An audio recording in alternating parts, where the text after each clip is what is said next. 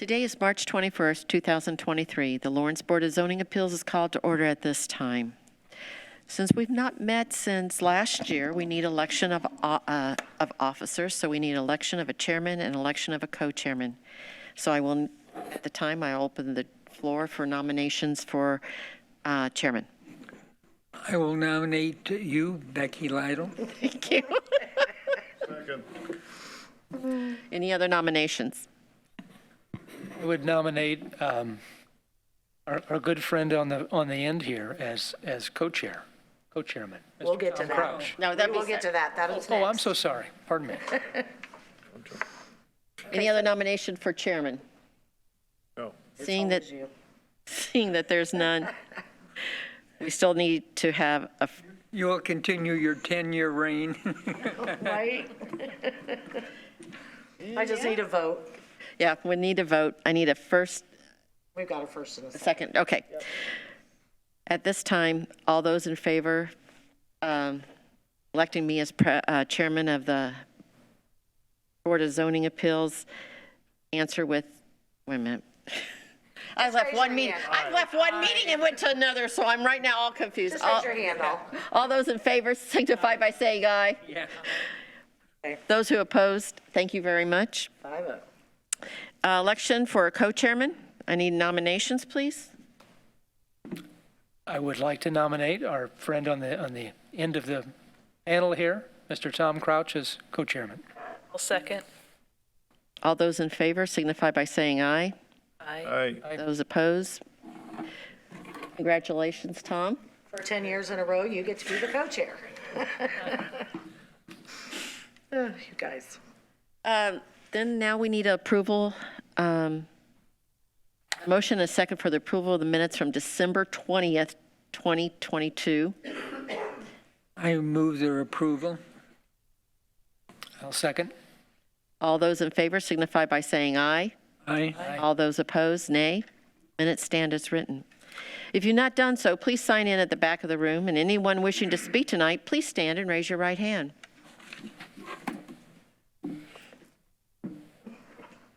I'm giving our report. Do you swear or affirm that the testimony you're about to give is the truth, the whole truth, and nothing but the truth? Answer with I do. I do. Thank you. Do we have any special requests tonight, continuance, withdrawals, or waivers?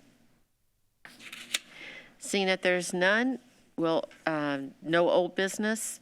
We'll go to new business, which is 23 LUSV 01. Madam Chairman, can I have a question? Sure.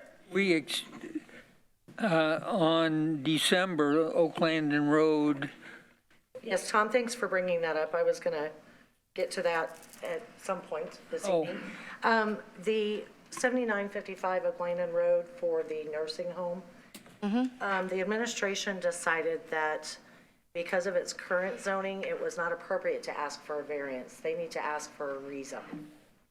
And so that would be a separate petition, and it would go before our council instead of this board. so in effect it's withdrawn. Yes, sir. Okay, thank you.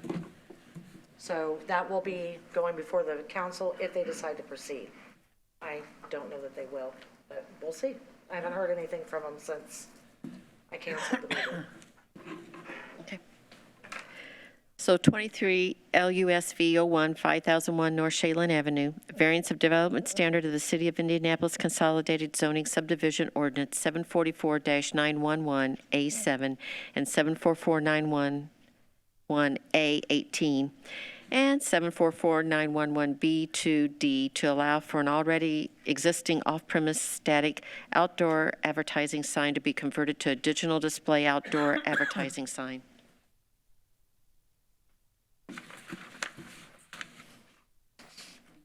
Well, good evening, everyone. Good evening. My name's Alan Townsend. I work at 111 Monument Circle, Suite 2700 in Indianapolis. I represent an outdoor advertising company called Outfront Media. It's one of the largest and most respected outdoor advertising companies in the country.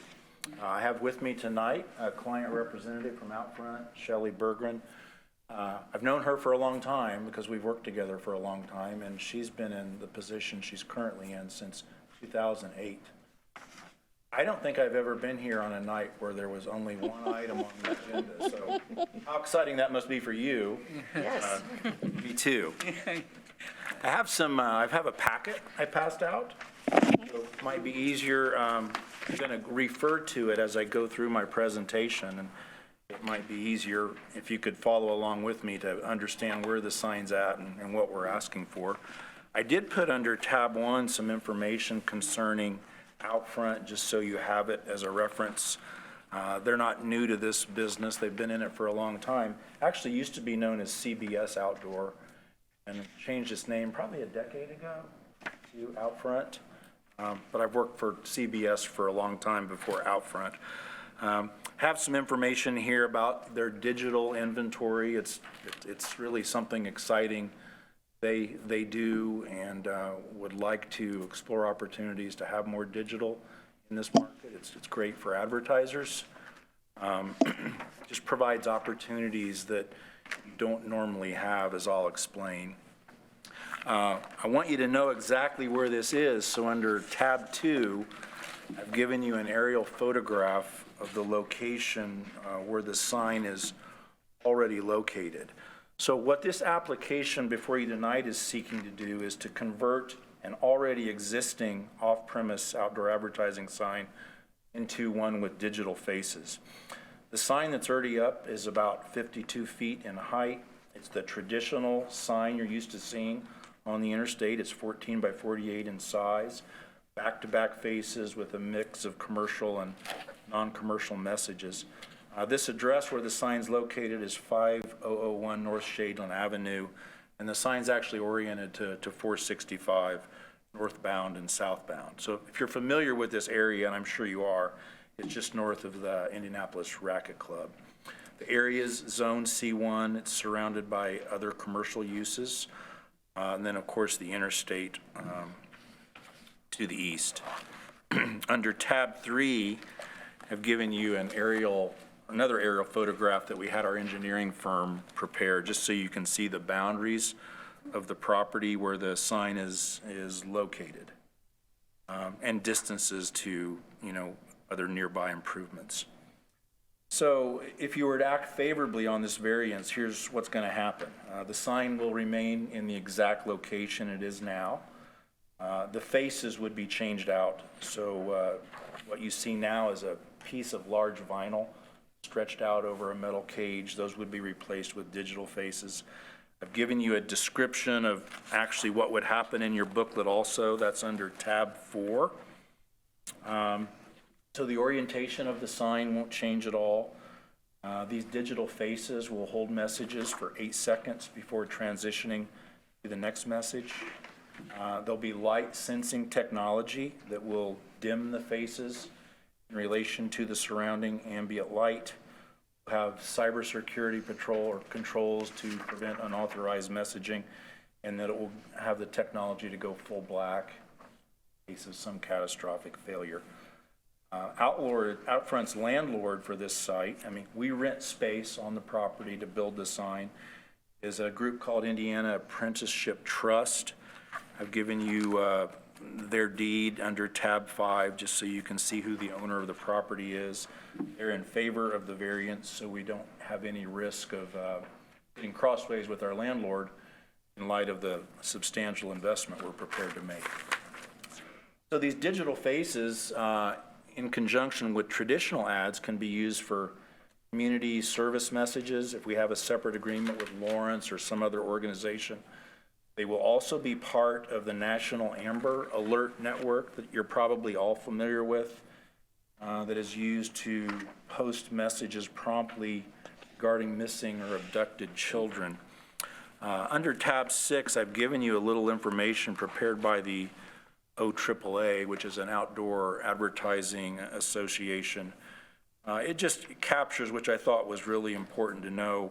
Since 2008, there have been over 1,200 Amber Alerts issued involving over 1,600 children, which have been utilized for over 5,500 digital signs across the country. The digital technology isn't unique to Outfront. Other sign companies use it. Others are part of this Amber Alert program, which is You really can't do the Amber Alert program with the traditional signs. The traditional signs have to be printed on a large piece of vinyl, oftentimes gets shipped here from Colorado or other faraway locations. So by the time you print the ad, ship it here, and get somebody out to put it up, it's workers climbing the sign, nothing happens timely.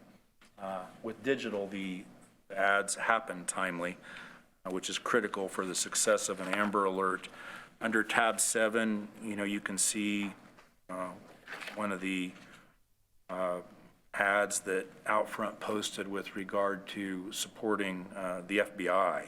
This is another common use for digital technology that's really not capable today. We all know that sad story under tab 7, but things like this help result in leads. So I want to talk about the standards we have to satisfy to obtain to earn your approval. I'm familiar with them. I do a fair amount of variance work, and I think one of the most important ones is that the grant won't be injurious to the public health, safety, morals, and general welfare of the community. So with this sign, we have a sign that's been in place for 38 years. As best we can tell, there's never been any injury to the public health, safety, morals, or general welfare of the community. Under tab 8, I've given you a copy of the actual permit that was issued for this sign back in 1996. It was actually built in the 80s before NDOT even got around to permitting outdoor advertising signs. So it's been up for a long time. Under tab 9, we were actually able to locate the building permit from the city of Lawrence, issued in April of 1983. So it's been around a long time. So the only thing we're really changing is the manner in which the messages will be displayed. So rather than external illumination, because we have lights on it now that light it up at night, the illumination is going to be internal. So the Indiana Department of Transportation specifically allows digital. I've given you a little excerpt under tab 10 of some of the rules and regulations that NDOT, or the state of Indiana, has in place for digital boards.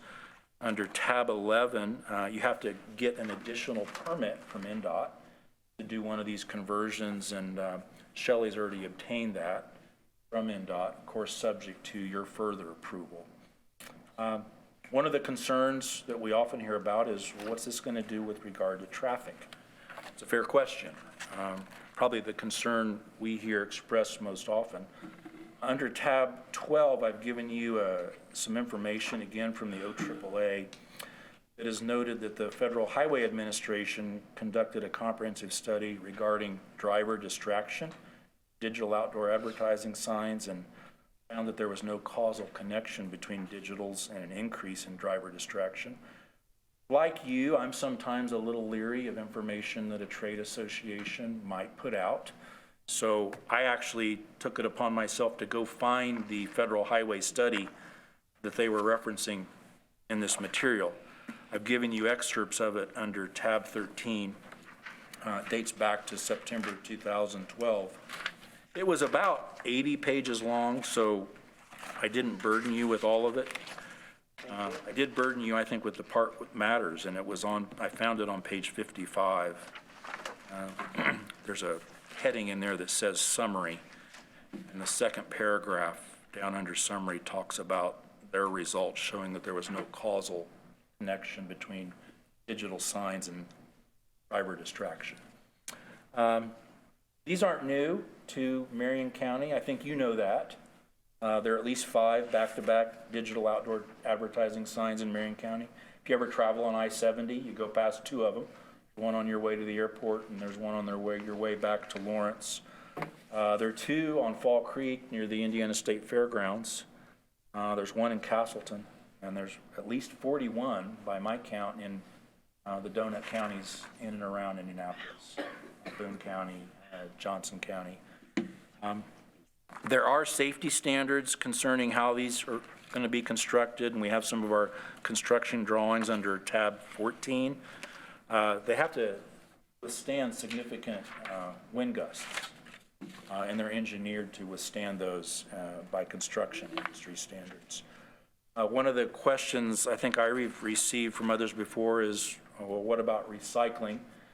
Under tab 15, I've given you some information from a company called Daktronics, which is one of the larger manufacturers of digital signs, and they report that when they have to be recycled, as much as 98% of the digital sign can be recycled, which is good news. The other standards, the value of the land immediately adjacent will not be affected in a substantially adverse manner. Don't think there's a concern there. I haven't heard or from any neighbors who are opposed to this. We have had the sign in place for 38 years without complaint. But I think you really have to think of this because it's what it is. It's an advancement in technology. So yesterday's technology was stretching this vinyl across a large frame. Today's technology is internally illuminating these faces. It's safer that way. No worker will have to climb this structure again, no workers, and harness themselves in, as a fall from that height can be deadly. You can do it from a control room. It'll provide more advertising opportunities to your local businesses.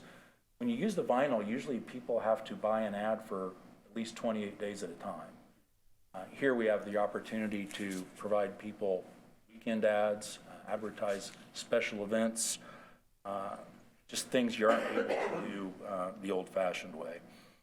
The need arises from a condition peculiar to the property.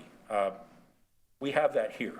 We have a location that houses a sign that Indianapolis has put an ordinance in place that says we will not let you upgrade it for technological advances. Outfront believes, and I think it's rightfully so, that we ought to approach these one case at a time, on a case-by-case basis, and come in front of you and see what questions and concerns we have and meet our burden. I do think this is a location that meets it. We've got commercial to the north and south and interstate to the east. Again, with the technology, I mean, I think the fundamental question here is if we have technology that's safe, proven, and reliable, and we can update and upgrade these signs, should Outfront as a business be permitted to do it? I think that's fair and perhaps counterintuitive to tell somebody you can't use the latest, greatest technology when not illegal, it's not immoral. Further, I'd submit to you that the property where Outfront's sign is currently located, out there along 465, is as appropriate for digital as the other locations in Indianapolis that I've mentioned. Other markets also allow digital. This isn't something that's unique to the markets where Outfront serves.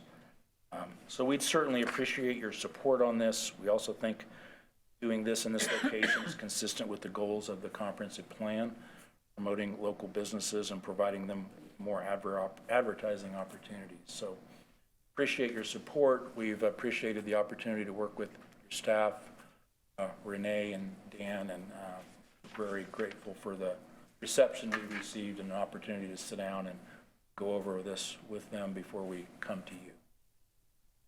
Are there any questions I can answer, or better yet, expert Shelley can answer? We'd be happy to try and field them. Please. No, you go ahead. Oh, thank you. Good evening to both of you. Just a couple of questions. So am I understanding this will be a new sign constructed, an all-new structure? No, sir, it'll be exactly the same structure. Now, we Okay. will have some engineering done, just to, like Alan mentioned before, to make sure the structure is sound and the wind load will be fine. So, you know, we might have to redo some of the foundation work or some things up by the head of the sign, but the structure will be exactly as it is now. Just brought up to whatever standards, I suppose. Right. So if you look at tab 3, it's not the best picture in the world, but you can see a heading toward the top that says existing billboard. So that's where the structure already is located. So with something like that, there's a large concrete base that's already in the ground, and the monopole comes out of it. What Shelley and her team will do is check the engineering when they go to install the digital faces to make sure if anything needs to be upgraded and strengthened, it can be. But we'll be in the same site, same foundation, same pole. Okay. Double-sided sign, viewable both north and southbound Correct, on 465? correct. Okay, and then my remaining question is, there are apartments and homes to the west of Shadeland. Will this be viewed from those properties? Is this a concern at all? No. We got that So- sound. So there's, 465 is to the west and to the east. You've got that Shadeland Yes, exit. yes. And you've got where you're getting back on Shadeland and you're getting back on 465, or you can get off on Shadeland. They sit in that little triangle. It's the old USA skating rink. Yeah, Is the property that it's, I'm sorry, I'm showing my age. oh, I'm with you, I Referring it remember to the that, skating yes. rink. But it sits like right in the corner. So you can literally only see it from 465. And that's something that my team here at the city is being very careful on when we're looking at these digital boards.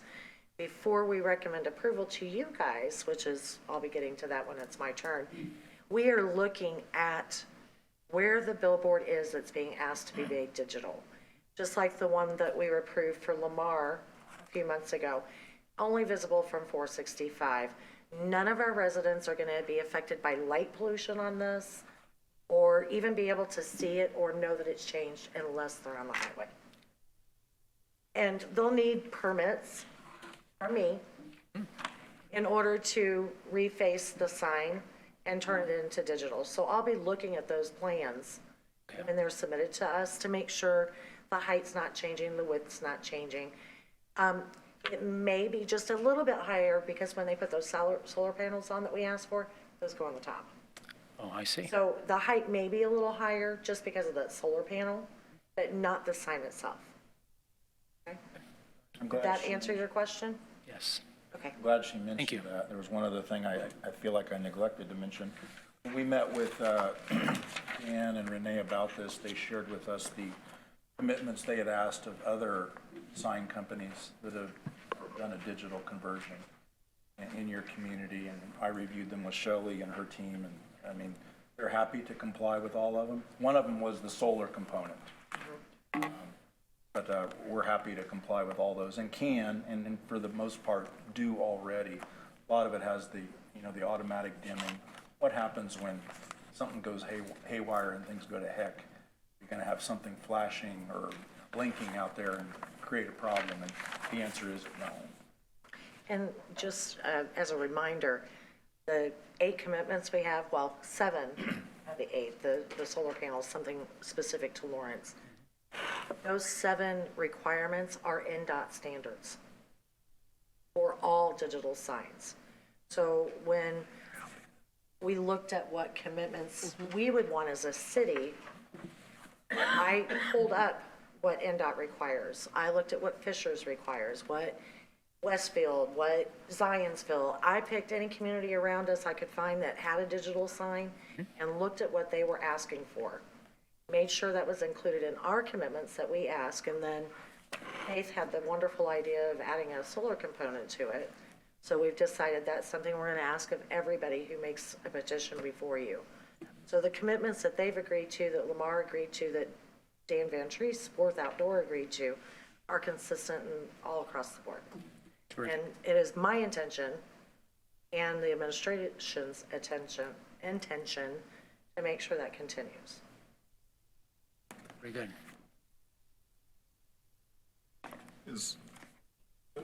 I know there's lots of commitments, and that's great. Yeah. And I understand the size of the billboard is what it is, but there doesn't seem to be a commitment to maintain the dimensional. As far as the width the and the same height, the size. 14 by 48, yeah, it will remain exactly the same size. You can add that to the commitment if you'd like. It looks like that's just not, I think it's assumed that it So will. we don't want to assume anything. We know what that it's an acronym for. So, But do we want to make that size? If you want that in there, if that makes you feel better, we can add that as It commitment doesn't number 9. double or triple in size. Yeah, I mean, if that makes you feel better, then we can add that as a commitment as long Yeah, as, of course, yeah. Add that to the commitments, to 14 Okay. by 48. Do we know the size of it? I was looking through here. He's, Yeah, It's 14 feet high by 48 feet wide. Yeah, so under 52 feet tab, high. It's in my analysis on the staff report, guys. Oh, okay. That first paragraph there. Tab 4, I've given you a description of what that would be, size, how often. I'm not saying it's got to be within an inch or two. I'm just, Sure. You're a good guy. just trying, not wanting it to be I suppose, a replacement theater screen or something like Right, that. right. The screen at the Pacers Yeah. Arena, Right. big one. It's to remain as the square footage that. Or the Colts Stadium. Yeah. Size to remain the same. Anything else? Maybe we'd want to be a tourist attraction. Oh, yeah. what I had initially going to ask, you already addressed, is if you would commit to the recommendations of the city, the 8 requirements. So you already had answered my question, Okay, great. talking. you. Okay. Thank you. Thank you all for your time. Thank you. Did you guys still want me to do my staff report, or did you have any questions? We- other than But what we I have to wrote ask down? if there's any remonstrators. Yeah, oh, well, I didn't, yeah. We've got one guy out there. Did you want to, just to speak? No, okay. Anybody, any remonstrators for or against the petition? Okay, we'll hear from the city of Lawrence. Yeah, we'd like to hear what you, Yes, of Tom, I've course. been here for 12 hours. oh. Make The it city quick is, then. the city is recommending approval with the 9 commitments. The 9th one being the size to remain the same or approximately the same. Yeah. Just because of that solar panel. And again, I want to reiterate that we are not doing blanket approvals on digital billboards. The city will not recommend a billboard be approved by this board unless it meets a certain criteria. And part of that criteria that we're looking at is visibility by residents. That's very important to us to not cause any kind of hardship on our residents by allowing digital billboards. I've been to the site, skated many, many nights at that facility. I'm very familiar with that billboard. And this is an appropriate billboard to be transferred into or upgraded into a digital one. Does the I petitioner, wouldn't know how to drive to it. I was just looking at the It's in the area. parking lot it's a, yeah. of the ABC school. Yeah, I Have you never ever seen them remember, out but there I, climbing on the You poles? probably have seen it time and time And again. as soon as it turns digital, you'll notice it. yeah, no, yeah. You're not a good advertiser. It's because it's our everyday route and we see, you don't Yep. notice things you see every day. Does the petitioner have anything else to add? We do not, thank you. Does the board have any questions before voting? Okay. The board then will be voting on 23 LUSV 01, 5001 North Shadeland Avenue, a variance of development standard of the City of Indianapolis Consolidated Zoning Subdivision Ordinance 744-911A7 and 744-911A18 and 744-911B2D to allow an already existing off-premise static outdoor advertising sign to be converted to a digital display outdoor advertising sign. The board has unanimously Never say that word. granted your request. We all said yes. They all said yes. Welcome to Hey, Lawrence. thank you. Is there any other business? If not, the Lawrence Board of Zoning Appeals is adjourned. Assuming this